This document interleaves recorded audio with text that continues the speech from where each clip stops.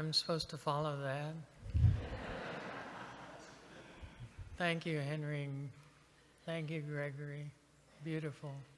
Just awesome. Thank you. I had a secret. From the time I was 3 years old, I knew I was different. And I knew two things about that. Number one, it was shameful, and number two, it was impossible. So I did what you normally do with a secret. You bury it, and you try to do the opposite. So I tried to do everything I could to hide that secret away, put that away, and I did that for most of my life. With that secret, I tried to excel in things that were the opposite of what my secret was. I was an Eagle Scout. I lettered in football. When I was 9 years old, we were moving from Seattle to Dallas, and if you look at the map, Colorado Springs is on the way, and they were building a new school. It was called the United States Air Force Academy, and I told my folks I was going to go there, and my mother, being the practical Minnesota person that she was, said, well, you're going to have to work harder in school to get in there. If you're going to go there, you're going to have to get serious about school. So I stopped climbing trees and got serious about school. So in '64, I was admitted to the 10th class at the Air Force Academy. Graduated, and a month and a half after I was admitted to the Air Force Academy, the Gulf of Tonkin incident happened, supposedly. Ended up flying in Vietnam for 2 years, commuting to war, got married, had a child, and the Saigon fell in April of '75, and I got out in July of '75, because I knew there wasn't a place for me in the Air Force. Because my secret was I was transsexual, but I really didn't even know what the word was, because that was before the internet. I'd read several books about that, Christine Jorgensen, but didn't really know about that because Christine Jorgensen was into men, and I got sexual orientation and gender identity totally confused. I thought they were the same, but they were different, but I didn't know how they were different, and I couldn't talk to anybody, and because I was deep in the closet.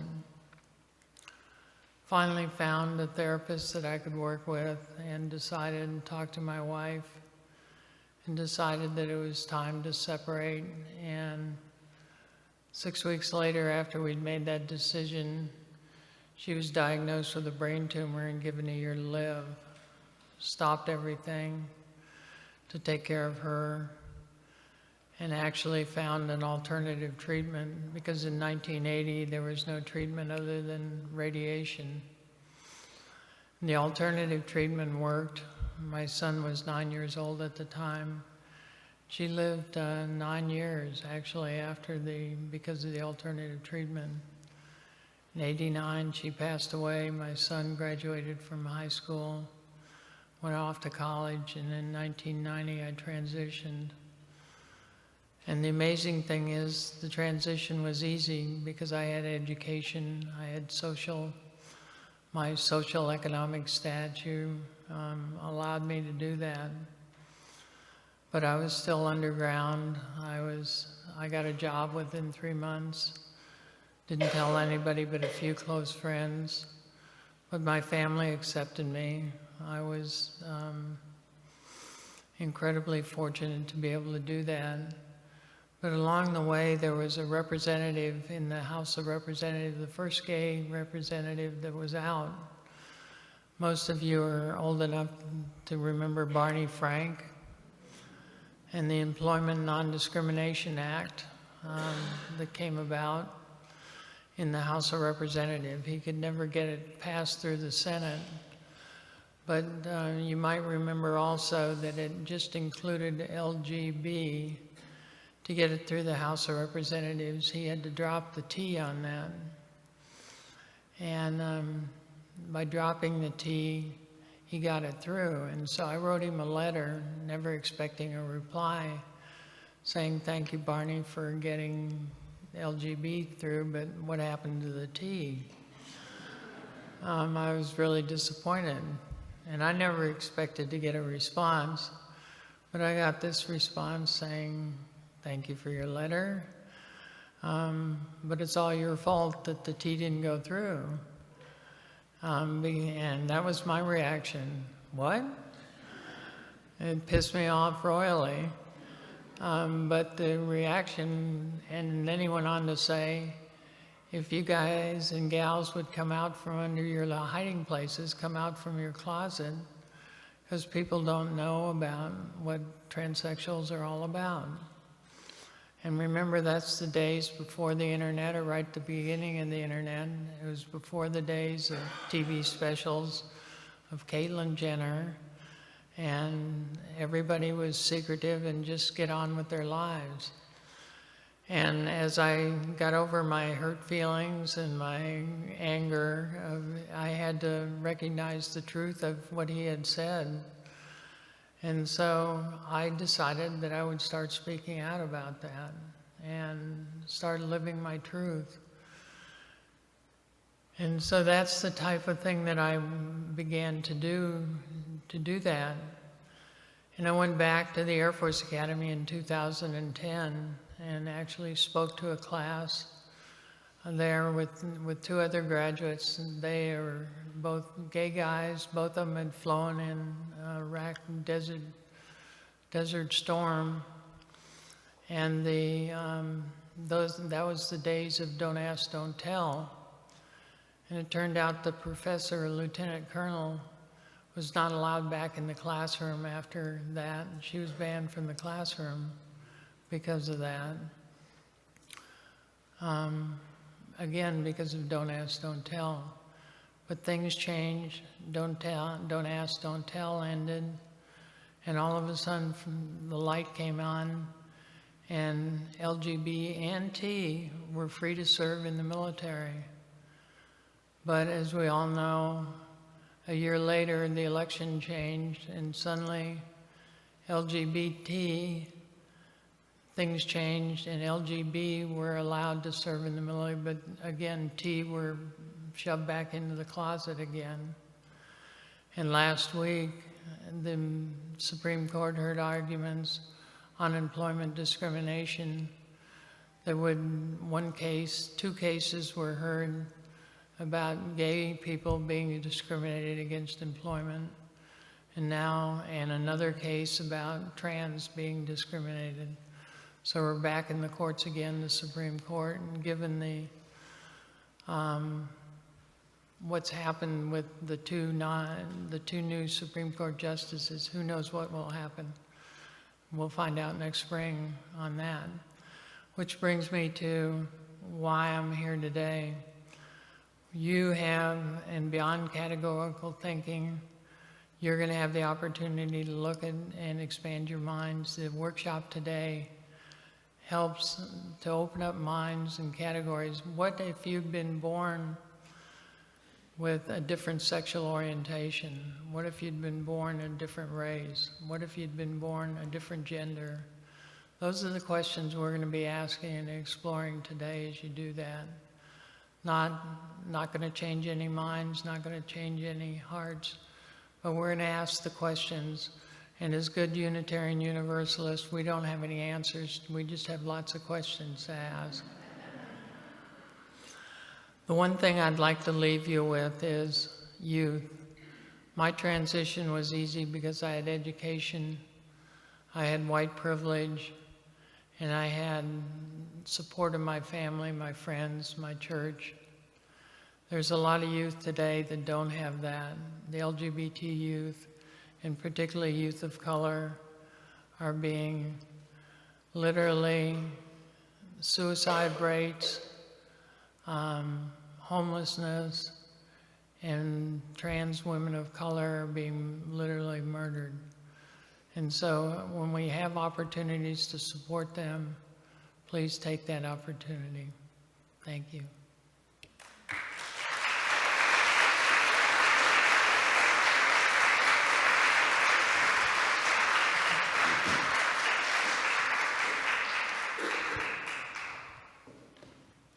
So let's pretend that you are meeting me for the first time.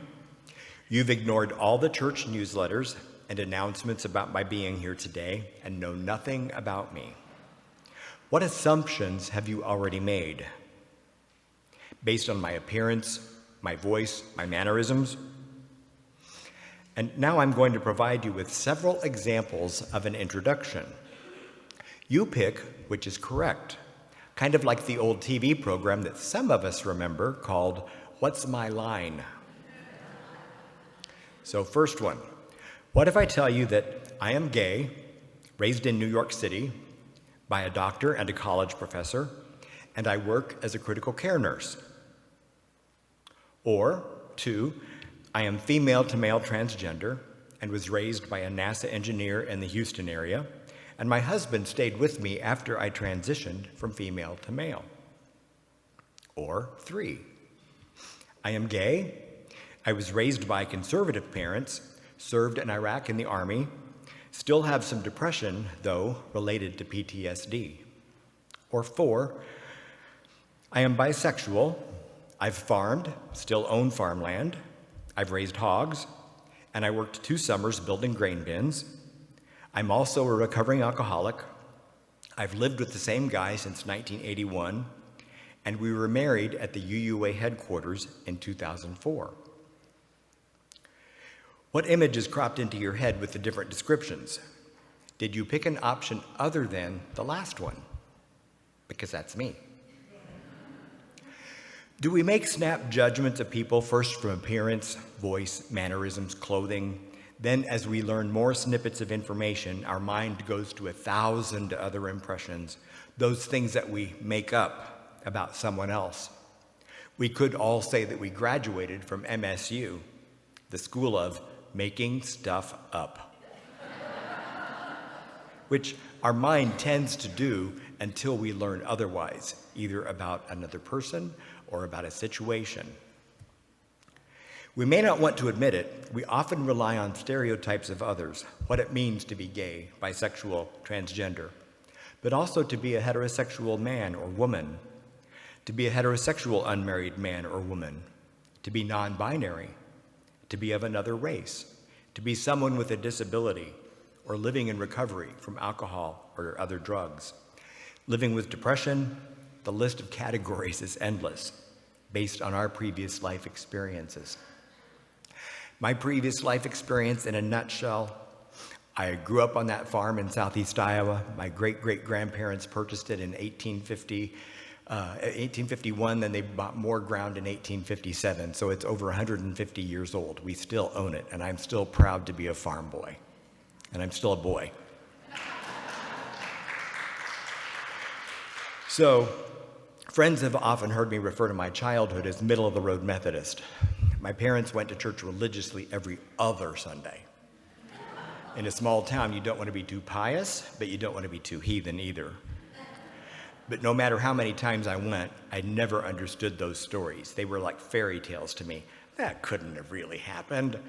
I've never doubted in a higher power of some sort, an existence. To me, it's the energy behind all living and inert things. But those stories just didn't wash for me. And I was also aware of my attraction to men as a toddler. I just knew. I didn't have a name for it until I was in 5th grade, and I found a book about sexuality that had a chapter on homosexuality. And as I read that chapter, I thought, oh, that describes me. But I didn't know for sure. I thought maybe because I read it, I made it up. And maybe it just happened because I read it. So I went through a lot of angst. Growing up in a small farming community, what do you do for socializing? You drive around in the country, you drink a lot of beer. I eventually ended up in college. I need to back up a little bit. I was in high school. This is a part that I sometimes try to forget. But I got involved in a fundamentalist Bible church because I was told by someone that, in essence, that you could pray away the gay. And I found out, no, I can't. I was counseling with an associate pastor there, and he essentially got tired of me and just said, "You're not praying hard enough." And so the shame increased, and I was at the age of 17, which that book told me that it's not uncommon for people to have same-sex desires during puberty, but if they're not gone by 17, you are destined to be homosexual. And I thought, okay, I'm destined. And I still had this quandary of, is this okay with God or not? Because I'd been steeped by that fundamentalist thinking. And so I decided I'll let God decide. And my brother was home from college that summer. He was keeping a pistol in a holster on our banister, and I'd heard of Russian roulette. And I thought, we'll just play Russian roulette. If it's okay to be gay, this next chamber won't be loaded. And I'd actually heard my brother tell a friend that he kept it loaded. Now, I did not look. Well, obviously, the result of that little experiment stands before you today, I am quite thankful to say. But the pain didn't end there. I kind of reasoned with myself, well, how do I really know if I'm gay or not, or bisexual, if I haven't had sex with female or male? So that led to college years and experimenting, a lot of experimenting. Beer became wine, vodka, gin, scotch. I met a professor that was 11 years my senior that wouldn't let go of me. He was a diva, and I think Henry would understand what I mean by that. He'd given up on a relationship, and so I was his relationship, and I didn't know how to say no. I got sucked up into his world, and I relished it, but yet I also knew that it wasn't me. It wasn't the farm boy from Iowa. So, still lots of pain. And over time, I realized this relationship was not good for me because I had a lot of sex, a lot of unsafe sex. It was still pre-AIDS. And magically, thank the goddesses or whomever, whatever, I met a guy by the name of Tim Temple who caught my attention, and we started talking. We became very close friends. At the same time, I was with Dale, and I wanted a relationship with him in the worst way. But he said, I can't be in a relationship with someone that drinks as much as you do. And that gave me the courage, because it was at a time that I was ready to hear that message. I got into AA. I did a lot of alcohol counseling, and I got my life back together again. And I sent Dale packing. His story didn't end quite so well, but we won't go there. If I had not sobered up in 1981, because those of us old enough to remember, that was the year we began hearing about the gay cancer, the GRID or other terminology before we knew that it was HIV/AIDS. I would have contracted that somewhere along the line, I know, had I not given up those behaviors. So fast forward to today, I've been with Tim for 38 years. We have a wonderful relationship. We have a loving community just like this one in Champaign-Urbana. And I just can't imagine my life without Unitarian Universalism and the love that I have found here. There's more that I could tell, but that's really, I think, enough for you to know today. And we do encourage you, even if you haven't signed up, stay for the workshop. We understand if you can't, but that's what the day is about, is exploring some of our categorical thinking that we engage in. We're not going to get rid of it, but sometimes we just need to identify something so that we can move beyond. So, thank you.